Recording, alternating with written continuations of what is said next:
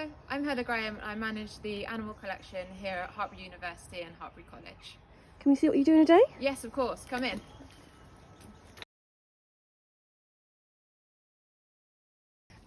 My typical day here at Hartpury changes. I think it'd be better to have a typical week. We work with both students and animals, so things do change and you have to be quite dynamic to the change here. So we're quite a large college in the university, and the animal collection has over 70 species and has 400 individual animals that we care for. So in a sort of typical day, really, we work closely with the students and teach them how to care for the animals and the variety of different species that we have here. So most of our mornings are taken up by animal husbandry duties. So that's where we teach our students to care for them appropriately, give them the right food, so that we can uphold our high levels of welfare that we have here at Hartpury.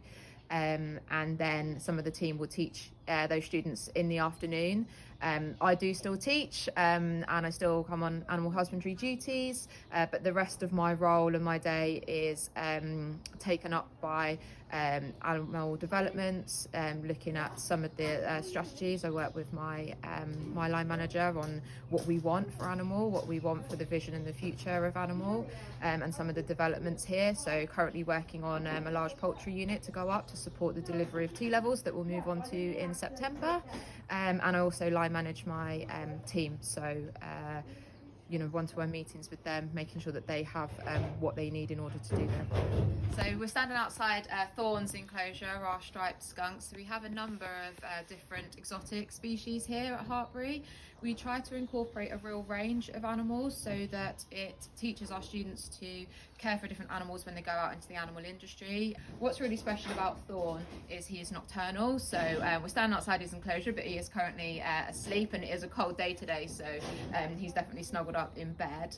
What we teach Thorn is, I've done a lot of training with him, so we've done a lot of target training with him. He can then choose whether he wants to do that or not, so we're not forcing him to do anything that he doesn't want to do. So he's got a nose target, so that we can use that to weigh him, we can use that to clip his claws, we can use that to get him in a crate. Now what that then teaches our students on an animal that is relatively quite safe, they will then use the same principles out in zoo when they're working with big cats, because that has to be through protected contact. But the same principles apply, but here we minimise the risk. So I am from Kent, so I went to school in Kent and I stayed and I did my A-levels there. So I did my GCSEs and my A-levels at my school.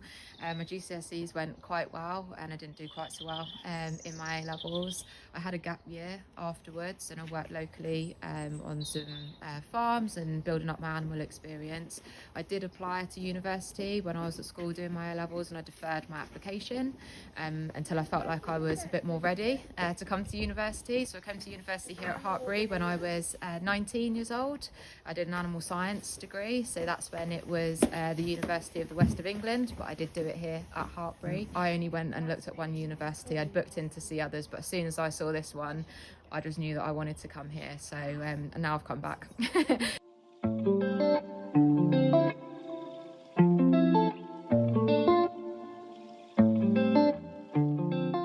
We're down in our orchard section now, which is where we hold quite a lot of our livestock species. This year we introduced pigs into our collection. So these are our 3 Cooney pigs. They're named Dorbert and Dobby and Fang, all after Harry Potter characters. These guys are quite a good addition because they're a smaller size of pig. Especially in the beginning, we got them when they were young, so we got them. They were born in April, and then we introduced them into the collection into the summer. These guys are really good because they are so friendly. They do love to be around people, and they really like that affection. So they really suit our college environment here. They're extremely food driven, so you can see they've just been fed in the background, so they love their food, but they're just a fantastic addition for the students here. We have an animal collection plan here at Hartpury, so that means that any animals that we consider bringing into our collection, they need to have a purpose and they need to enhance the student experience and the curriculum. So we'll look at a number of different things in terms of value, so curriculum value, marketing value. We'll look at the cost, so the initial cost of bringing those animals and then the upkeep of those animals also, and then we'll look at the conservation value. We'll also look at the species of the animal. Now, not all species of animals are suited to an education environment, just because of it is busy, although we do limit the animal use and how often they are used in a week. But in general, when you come to the campus, there are a lot of people here, so it is a busy environment. As I already mentioned with the Kuni pigs, they're really friendly, so they suit that environment. But an animal that is a bit more shy may not. So we need to look at the temperament, their dietary requirements, their accommodation needs, whether we have the right space, whether we have the right housing. If we don't, we need to pay for that. So how much is that going to cost us? Is that going to be a running cost, or is that an upfront cost? And then we'll look at the curriculum value. So what actually are the students going to be using them for? What can we use those animals for? So with the pigs, we can do a lot of hands-on stuff with the pigs because they are friendly and they thrive on that human interaction, whereas the meerkats, for example, we don't handle those. The skunk, we don't handle them. So while we can still use them and they have a place in the curriculum, their value is slightly different, so we do need to consider that.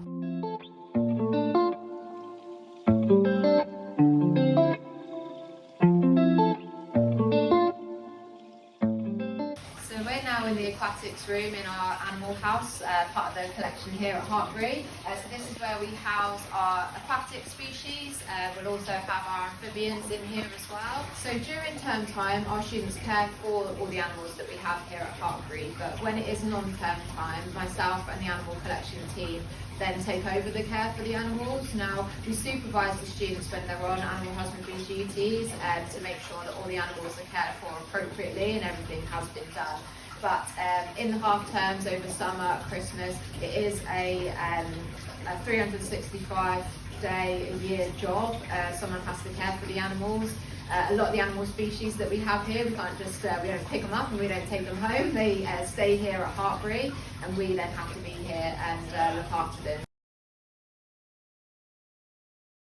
So when I was younger, I really wanted to be a vet or a veterinary nurse. I think I realised fairly early on that a vet was maybe not that doable. I think academic-wise, it's not necessarily something that I am naturally gifted with. I think some people have photographic memories, or they find learning very easy, and that's not necessarily the case for me.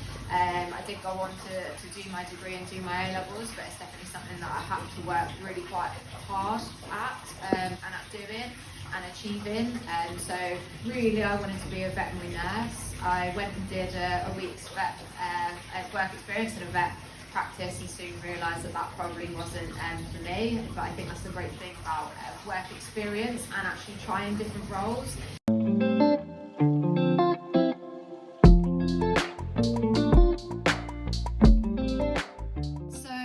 My role is office based, so you find me here in the office with the team. So I do quite a lot of work around the day-to-day running of the collection in terms of more of the office based, so budgets. I'd work with the staff and have our meetings in here, and we'll have our one-to-ones, appraisals, answering people's inquiries. I work closely with my line manager to discuss really our animal strategy for the future here at Hartpury. So we're currently undergoing our animal strategy and our college strategy for 2030. So what do we want to achieve? What do we want to look like? What's our vision? What's our goals for 2030? And how are we then going to get there and facilitate that? So there is a bit of work in here done around that. So after graduating from university, I got a job on a dairy farm, so I was an assistant manager on the dairy farm. I then went into working for some genetic companies, so we'd look at artificially inseminating cows, looking after the reproduction on those farms. I then had more input in training in new employees that came into those roles. So I really enjoyed that element of it. So people did always say to me, "Oh, you'd make a really good teacher," but I never really thought that I would be. But then I gave it a go, and I actually really enjoyed it at work. So I then decided that actually I'd move into teaching. So a teaching role came up here at Hartpury to work in animal management, lecture in animal management. They put me through my PGCE while I was here, so I taught, and then in the evenings I went to back to college and did my PGCE in the evenings. What I love most about this job is probably the variety, and no day is really the same. And I think when we work with young people and we work with animals, in the office we'll have the bookings, we'll have the plan A in the morning that we run through, and sometimes we're on plan D by the time we get to the end of the day, so things do change and you need to adapt. I do really love everything about this role, and there will always be things that you will find frustrating in your job role. There will always be things that you like less, and often there will be things that you don't really want to do, but you do have to do them in order to get the job done. But in the whole, I think if you can enjoy 90% of your job or love 90% of your job, then 10% is a little bit of a write-off. You can let that bit go. I think for me, when you obtain certain qualifications to your PGCE and you graduate, obviously that's a great one. But then when you're nominated for awards that the students have created for you, that's a fantastic one.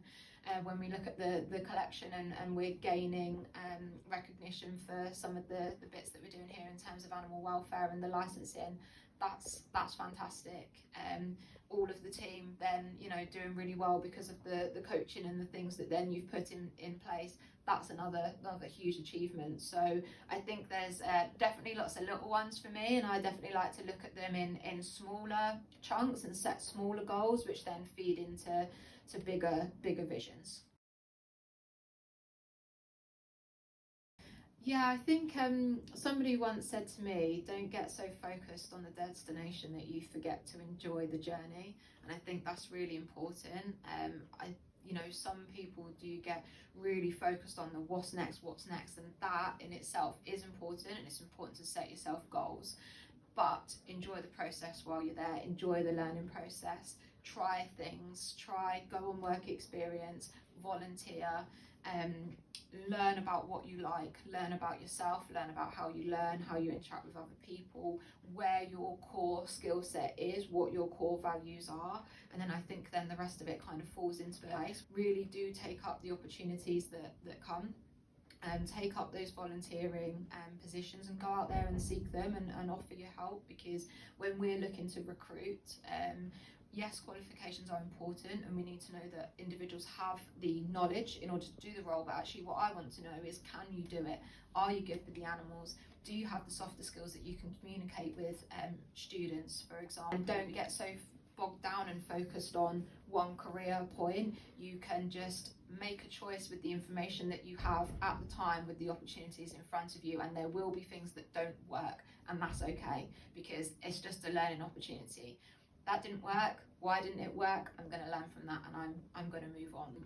Each job that you go for, it's not always a financial gain. It's what can you gain in terms of skills? What can you gain in terms of qualifications? So when I was in my other roles for the genetics companies, and I was earning decent money, and then when I came into teaching, I did take a significant pay cut in order to come here, but the skills that I was going to gain and the qualification that they were going to put me through, I had more to gain from that in terms of skills. So it doesn't always need to be financial. I think you need to look at the bigger picture about where is it that you want to be, what is it that you want to gain, and actually is that job going to get you there.